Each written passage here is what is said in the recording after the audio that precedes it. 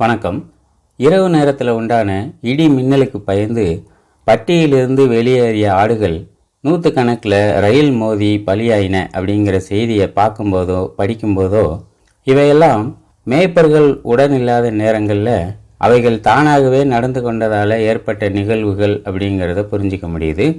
ஒரு நல்ல மேய்ப்பர் கூட இருந்திருந்தால் அந்த ஆடுகளை பாதுகாப்பான இடத்துக்கு அழைச்சிட்டு போயிருப்பார். யெகோவா என் மேய்ப்பராக இருக்கிறார், நான் தாழ்ச்சி அடைய மாட்டேன். அவர் என்னை புல்லுள்ள இடங்களில் மேய்த்து அமர்ந்த தண்ணீர்கள் அருகில் என்னை கொண்டு போய் விடுகிறார். நான் மரண இருளின் பள்ளத்தாக்கிலே நடந்தாலும் பொல்லாப்புக்கு பயப்பட மாட்டேன் என்று தாவீது பாடினார். யெகோவாவை மேய்ப்பராகவும் தன்னை ஒரு ஆடாகவும் ஒப்பிட்டு தாவீது இதை சொல்கிறார். இது எதை குறிக்குது? ஆடு மாடுகளுக்கு மட்டுமல்ல, மனிதர்களுக்கும் மேய்ப்பர்கள் தேவை அப்படிங்கிறத குறிக்குது. ஏன்னா யெகோவாவே மனிதனுடைய வழி அவனால் ஆகிறதல்லவென்றும் தன் நடைகளை நடத்துவது நடக்கிறவனால் ஆகிறதல்லவென்றும் அறிவேன் என்று எரேமியா சொன்னார். மனிதர்கள் தங்கள் இஷ்டப்படி நடந்து கொள்ளும்படி கடவுள் அவங்கள படைக்கல, கடவுள் சொல்கிறபடி நடந்து கொள்ளவே நம்மை படைத்தார். கடவுள் ஒரு நல்ல மேய்ப்பராக இருக்கிறார். தொடக்க காலத்தில் ஆதாமோடு நேரடியாக பேசினார், அவனை வழி நடத்தினார்.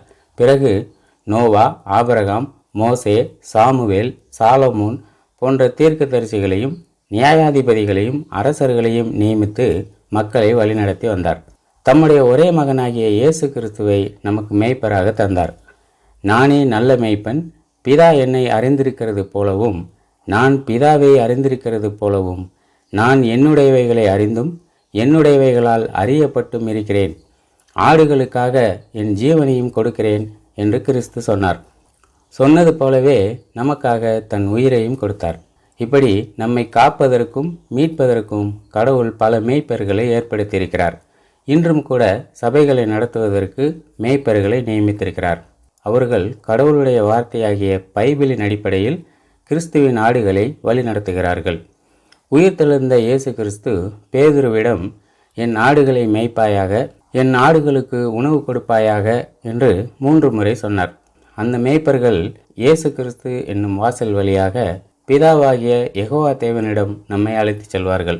நானே வாசல், என் வழியாக ஒருவன் உள்ளே பிரவேசித்தால் அவன் ரட்சிக்கப்படுவான், அவன் உள்ளும் வெளியும் சென்று மேய்ச்சலை கண்டடைவான் என்று கிறிஸ்து சொன்னார்.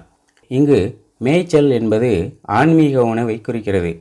ஏற்ற நேரத்திலே தன் வேலைக்காரர்களுக்கு ஆகாரம் கொடுத்து அவர்களை விசாரிக்கும்படி எஜமான் வைத்த உண்மையும் விவேகமும் உள்ள வேலைக்காரன் என்று இயேசு தன் உண்மையான சீசர்களை பற்றி குறிப்பிட்டார். இந்த தொழுவத்தில் உள்ளவைகள் அல்லாமல் வேறு ஆடுகளும் எனக்கு இருக்கிறது, அவைகளையும் நான் கொண்டு வர வேண்டும். அவைகள் என் சத்தத்திற்கு செவி கொடுக்கும். அப்பொழுது ஒரே மந்தையும் ஒரே மேய்ப்பனும் ஆகும் என்று இயேசு சொன்னார். எனவே நாம் உடலாலும் மனதாலும் பாதுகாப்பாக இருக்க வேண்டுமானால் நமக்கு மேய்ப்பர் தேவை. தொடர்ந்து சிந்திப்போம். நன்றி.